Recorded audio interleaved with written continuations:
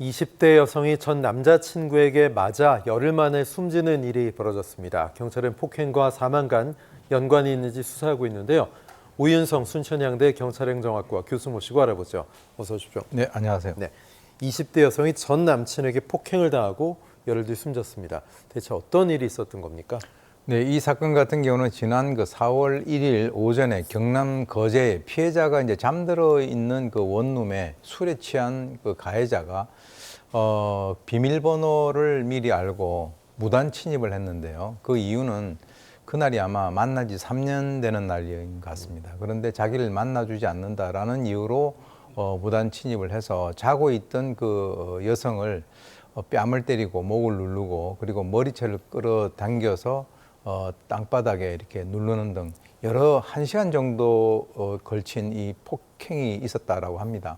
그래서 이 사건으로 인해서 이 그 여성은 뇌출혈 6주 진단을 받고 병원에 입원을 했는데 그 사건이 발생되고 난 이후에 9일 만에 결국 사망을 하고 말았습니다. 그래서 이제 경찰은 이 사망 이후에 이 남성을 긴급 체포하려 했지만 체포 영장이 승인되지 않아서 현재는 불구속 상태에서 조사를 하고 있는 상황입니다. 네, 말씀하신 것처럼 검찰이 긴급 체포 영장 승인을 안 했다. 인과관계가 이 죽음이랑 좀 없다고 보는 건가요? 이유가 뭘까요? 그게 이제 지금 국가수에서 피해자 사인을 다발성 장기 부전이라고 이제 소견을 통보를 했습니다. 그래서 9일 전에 있었던 그 폭행과 이 사망 사이에 있어서의 직접적인 인과관계가 없다라고 하는 그 소견을 기초로 해서 지금 이제 사실 형사소송법 상에 있어서의 긴급 체포 요건이라고 하는 것이 크게 사건의 중대성과 필요성 그리고 긴급성인데 지금 이제 이 A 씨가 사건 발생 당일에 경찰 조사에서 자기 상해를 한 사실이 있다라고 인정을 했고요. 그리고 이제 10일 뒤에 그 피해자가 사망하고 난 이후에 경찰 연락을 받고 긴급 체포에 응한 점 이런 것에 비추어서 법률상 이 긴급성에 해당되지 않는다라고 이제 검찰이 판단을 했다라고 하는데 글쎄요. 지금 이제 유가족은 여기에 대해서 크게 반발하고 있는 상황입니다. 네, 또 놀라운 거는 이 남성이 폭행이 처음이 아니라는 겁니다. 12번이나 경찰에 폭력을 신고한 전력이 있었다고요?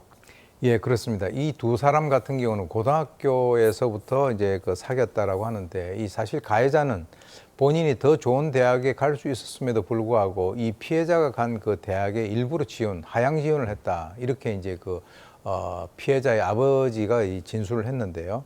그래서 그 근처에 있으면서 지속적인 어떤 집착행위, 즉 다시 말해서 다른 사람들을 만나지 못하게 하고 그리고 이제 거기에 대해서 집착을 하면서 평소에도 여러 사람들이 보는 데서 폭력을 행사하거나 또는 이제 이 피해자 같은 경우는 이 몸에 멍이 들어가지고 늘 더운 여름에도 긴팔을 입고 다녔다라고 합니다. 그리고 이제 아까 말씀하신 대로 사람들 앞에서도 폭행을 하면서 이 사건으로 인해서 이 경찰에 한 12번 정도 신고가 들어갔다라고 하고요.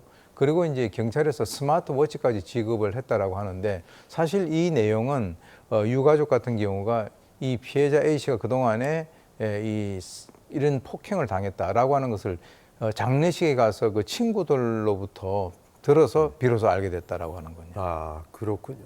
사실 이게 사실이라면 거의 스토킹 처벌법에 관한 처벌에도 좀 해당이 될 것 같은데 왜 그동안은 적극적으로 경찰에 개입하지 못한 걸까? 이것도 좀 아쉽고 안타깝습니다. 네, 그렇습니다. 이게 이제 스마트워치까지 지급을 했다라고 한다면 이게 아까 말씀하신 대로 이거는 전형적인 어떤 스토킹 범죄에 해당이 되는데 지금까지는 이 피해자 같은 경우도 가해자에게 맞다가 같이 이제 때려가지고 쌍방 폭행이 될 우려가 있어서 처벌을 원치 않는다라고 이제 해서 흐지부지 지나갔다라고 하는데 유족들 같은 경우는 이 피해자가 이 가해자로부터 가스라이팅 그리고 그루밍을 당했다라고 이제 주장을 하고 있는 그런 상황입니다. 네.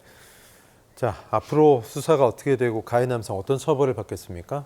일단 이제 유족 같은 경우는 장례 절차를 중단하고 이 가해자를 경찰에 이제 고소를 한 상태고요. 경찰은 이제 정밀 부검 결과를 통해서 추가적인 혐의가 만약에 발견이 된다면 그것을 적용을 검토할 예정이라고 하는데 이 정밀부검이 이제 최대한 한 석 달 정도 소요가 된다라고 합니다.